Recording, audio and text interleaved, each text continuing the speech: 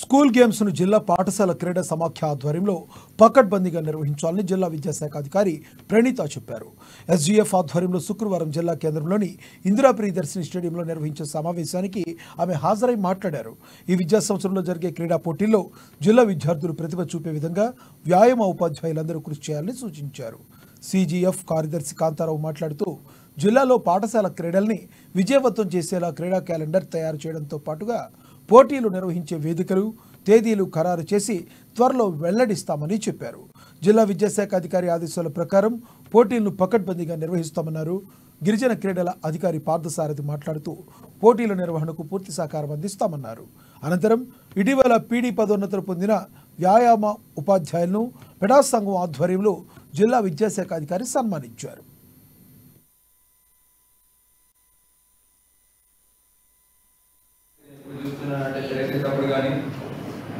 మా పిల్లలు మీ పిల్లలు అనుకుంటే ఎవరు గెలిచి వచ్చినా కానీ ఆదిలాబాద్ జిల్లా పేరు వస్తుంది. కానీ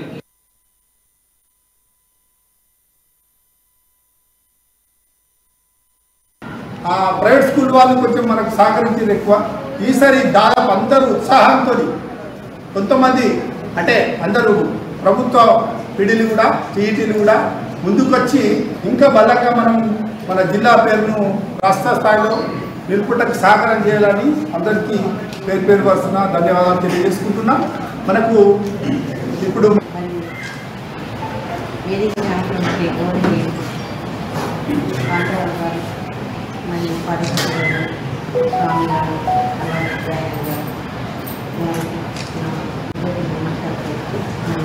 ముఖ్యంగా